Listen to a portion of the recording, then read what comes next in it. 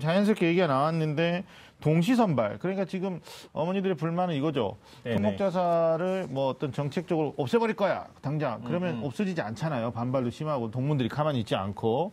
그래서 나온 안이 이제 동시 선발에 따른 문제죠. 그러니까 우선권을 주지 않겠다. 이건데 이렇게 되면은 장단점이 좀 나올 것 같은데 선생님 어떻게 보세요? 교육 현장에 계시니까.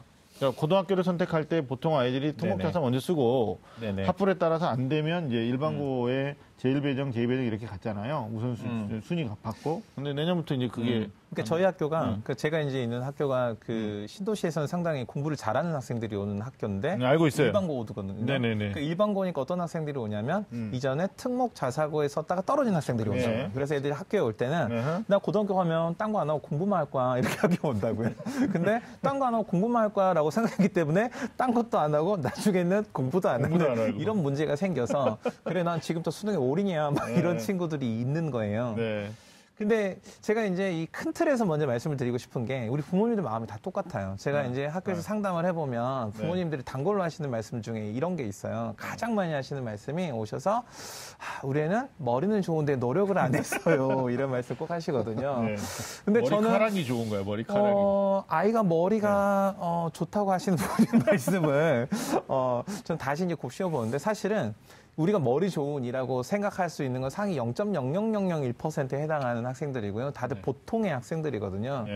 그리고 이제 부모님들이 또 하나 이제 생각하시는 것 중에 하나가 이제 아까도 말씀하셨는데 얘가 학교를 어떻게 다니든 그동안 정신을 차리든 못 차리든 상관없이 다 이거하고는 상관없이 결과는 아주 좋은 결과를 받았으면 좋겠어. 내 아이만큼은 이런 생각을 하시거든요. 그래서 어떤 한 번의 시험으로 결과가 뒤집어질 수 있는 그런 드라마가 있는 그런 입시가 있었으면 좋겠어. 라고 생각을 하신다고요. 근데 이제 그런 관점에서 보면은 특목고나 자사고가 그 전처럼 전기가 되면은 애한테 한 번에 더 이렇게 뭔가 개천에서 용이 될 수 있는 기회가 한 번 더 있는 거죠.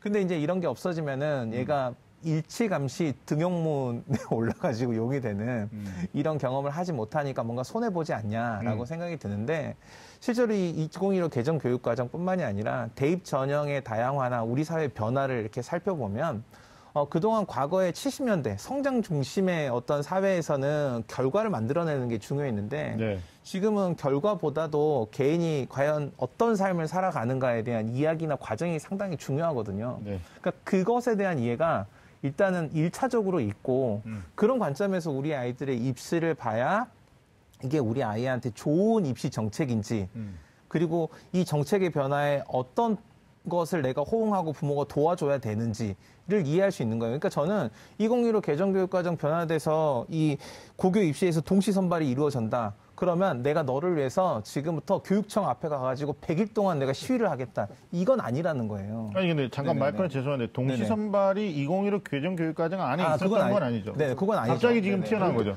별도의 교육 정책이죠, 이거는. 그 일반고를 어느 정도 이제 육성하는 입장에서 이제 말씀이라고 저희 보고요. 특목고 자사고도 사실은 교육과정에 충실하게 운영된 학교가 있죠. 많습니다. 있어요. 입시를 위주로 하는 건 아니고요.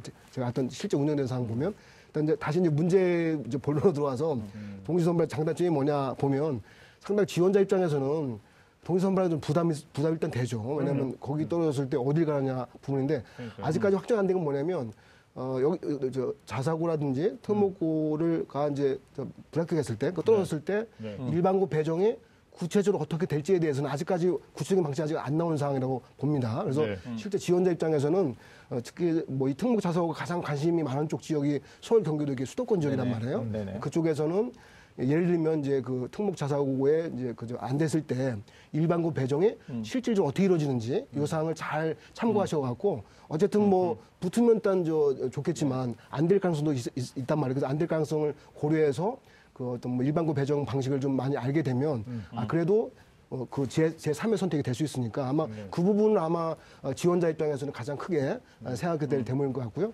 그 실제 앞에서도 잠깐 언급했지만 아마 통고 자사고가 그런 만큼 지원자 부담 상당히 커졌습니다.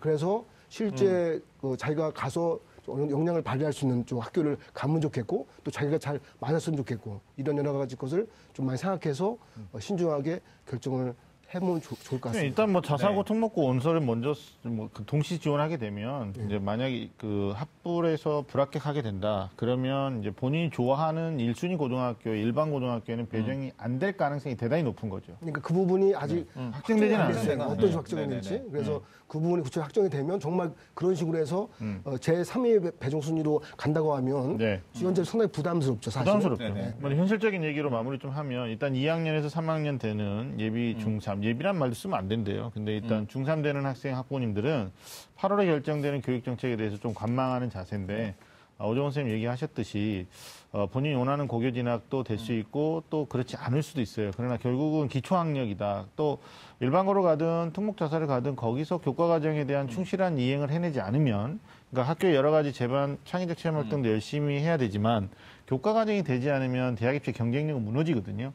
그래서 일단 중학교 과정, 지금 3학년 과정에서 우리 교과 과정에 좀 충실하게 대비를 하면서 8월에 좀 기다려보는 게 좋을 것 같고, 뭐 최근에 서울시 교육청에서 완전 추첨제 뭐 특목고 자사고에 대해서 네네. 얘기를 했는데 오늘 시간이 없으니까 속성을 다루니까 그 부분도 나중에 한번 좀 밀도 있게 얘기하고요.